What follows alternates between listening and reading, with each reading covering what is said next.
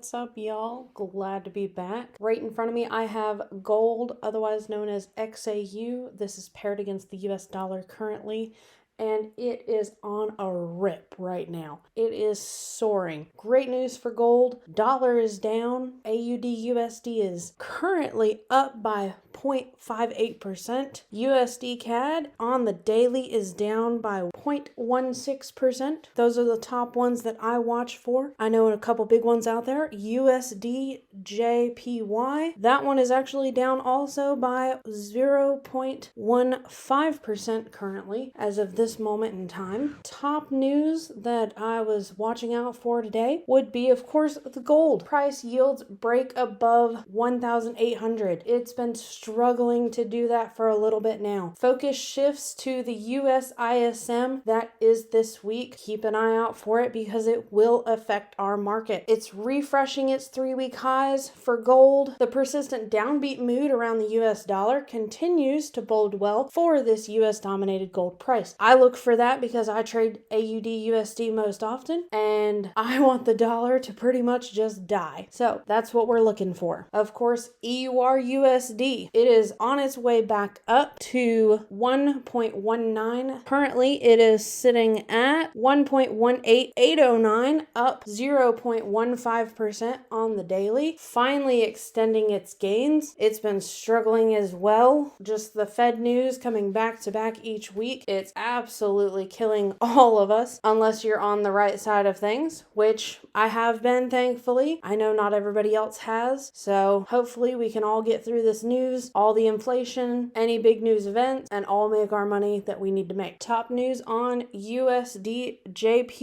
It is trying to move higher out of what's called a macro wedge. It has been in this wedge for a bit now. When I say a bit, it's like a few years. It's been narrowing each time. For that reason, there hasn't been much interest in the broader market. So with this, with the narrowing validity or wedge formation set to give way and coming up on the last quarter, we may have finally reached a resolution in this. News this week that will affect the market is going to be, we actually have some as of today, July 6th. 1 a.m. AUD has the RBA, Governor Lau speaks. For EUR, we have the German factory orders. 3:30 a.m. GBP construction PMI news comes out. Tentative housing equity withdrawal. 4 a.m. for EUR is the ZEW economic sentiment, the German ZEW economic sentiment, and the retail sales. All three, 4 a.m. Keep an eye out. Watch your trades. If anything, stay out until after the news because you never know how it's going to react. Tentative in that time frame is GBP, the 10-year bond auction. 8:45 a.m. USD, the final services PMI. I personally will not be trading. I'm not sure how the market is going to react. Last time I figured that everything would just completely drop, and it did the opposite. So I'm staying out. 9 a.m.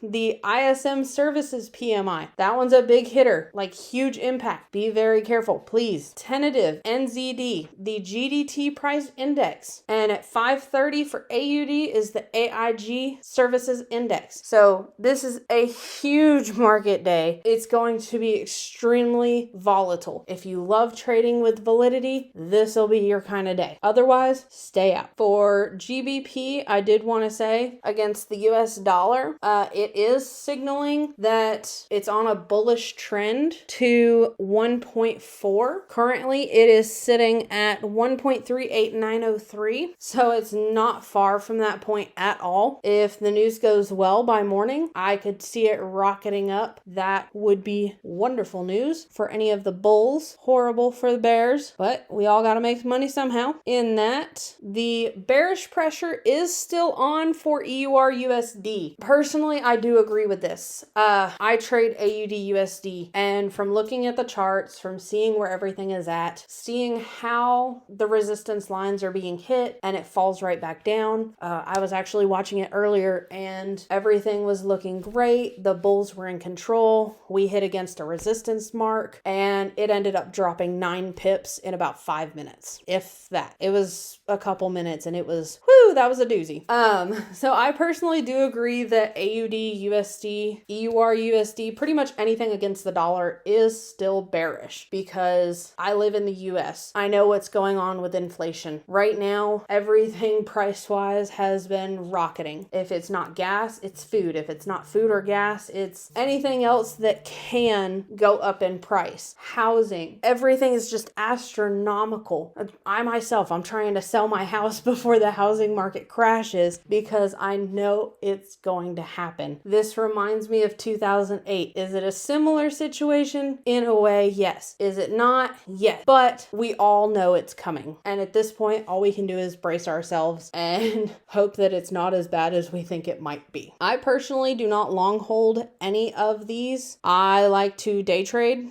If I do long hold, it may be for a few hours, maybe a week, but with all of the news surrounding anything to do with the dollar or any currency at this moment in time, I absolutely refuse to hold more than a couple hours. It's just totally not worth it. I don't like it at all. It's not for me. As you can see here, AUD USD, it is looking absolutely gorgeous. I love it. I love seeing all this green. I'm hoping it gets back over 76. Will it by morning? Probably not, although it could. How it does tomorrow is going to react completely on the market news. It did break above this resistance here finally. Let me pull this over here. And the next one we have is slightly above 63, but we do have a couple minor ones right at 76, 76 300, 76 150-ish. We do have a lot of resistance points to break through before we can officially say that,